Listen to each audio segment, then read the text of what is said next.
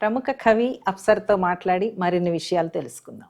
కథల పుస్తకం సాహిల్ వస్తాడు.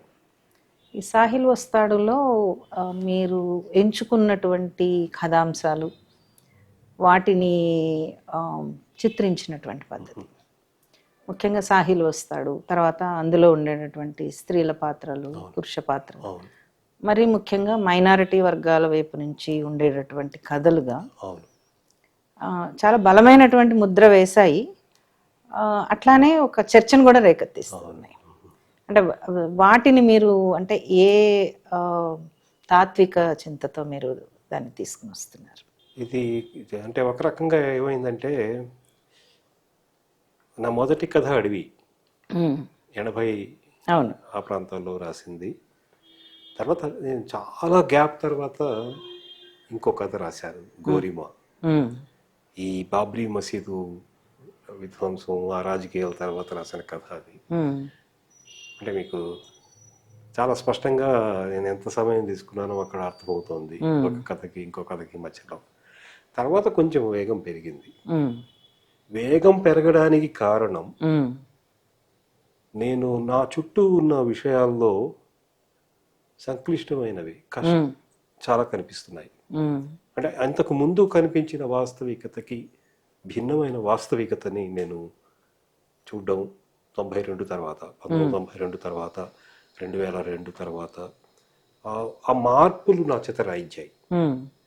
అంటే కవిత్వంలో నేను ఏ రకంగా అయితే ఒక అంతర్ముఖీనతని నేను చెప్పుకుంటూ వచ్చానో, తర్వాత అది అంతర్ముఖీనత అనేది పోయింది క్రమక్రమంగా.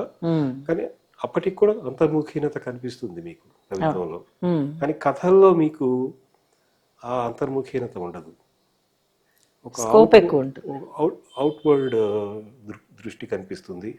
అంటే సమాజంలో ఏం జరుగుతుంది అన్నదానికి రకరకాలుగా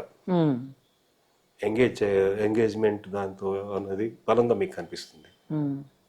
సాహిల్ వస్తాడు ఉదాహరణ ఇచ్చారు మీరు. సాహిల్ వస్తాడు రాజకీయ కథ, మిగతా కథలు కాదు. అంటే ఇప్పుడు ముస్తఫా మరణం కానీ, చమ్కీ పూల గుర్రం కానీ, చమ్కీ పూల గుర్రం కూడా మళ్ళీ రాజకీయ కథే.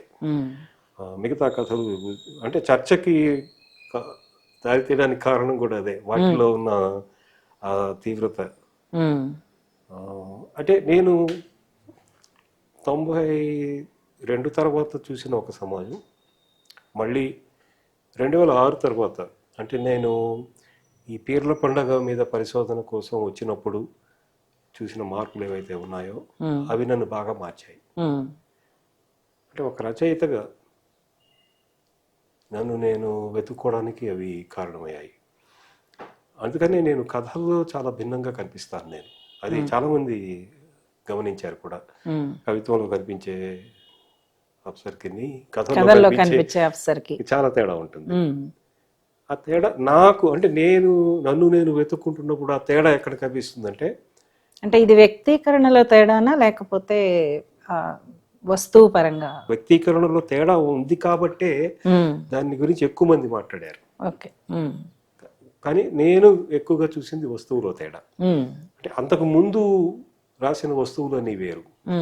మీరు అందులో అడవిలో రాసిన విషయం కానీ, గోరిమాలో మళ్ళీ బాబ్రీ మసీదు తర్వాతి పరిణామాలు ఉంటాయి. కానీ తర్వాత రాసిన కథలు ఇన్ని, సాహిల్ వస్తాడు కానివ్వండి, మిగతా కథలు కానివ్వండి, చోటీ దునియా కానివ్వండి, ఇవన్నీ సహేలి కథ, ఇవన్నీ కూడా అంటే మనం సమాజంలో ఎలాంటి చర్చలు చేస్తున్నామో, కొంచెం మధ్యతరగతి వర్గాల్లో ఏ విషయాలు చర్చకు వస్తున్నాయో అవన్నీ కూడా ఆ కథల్లో ప్రత్యక్షంగానో పరోక్షంగానో మీకు కనిపిస్తాయి.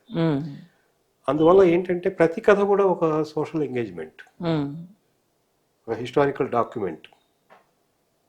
ఇందులో నాకు తోడ్పడింది నేను అంటే మార్క్సిస్టు దృక్పథం నుంచి వచ్చినప్పటికి కూడాను, తర్వాత పోస్ట్ మార్క్సియన్ ఐడెంటిటీస్ని గురించి నేను మాట్లాడాను. దళితవాదం కానివ్వండి, ముస్లింవాదం కానివ్వండి, స్త్రీవాదం కూడాను, ట్రాన్స్జెండర్ సమస్యలు కానివ్వండి, సహేలి కథ అదే కదా, అంటే అలా మాట్లాడడం వల్ల నాకేమైందంటే నేను దాని గురించి అంటే కథ రాయడం అంటే నాకు ఒక ఆవేశపూరితమైన ఉద్వేగభరితమైన విషయం మాత్రమే కాకుండా ఒక చర్చ, అది ఒక డిస్కోర్స్, ఒక ఆర్గ్యుమెంట్ ఆ కథల్లో మీకు కనిపిస్తుంది. అందువల్లనే అంటే దానికి తగ్గట్టుగానే దాని శిల్పం కూడా మారింది, అందులో అనుమానం ఏం లేదు.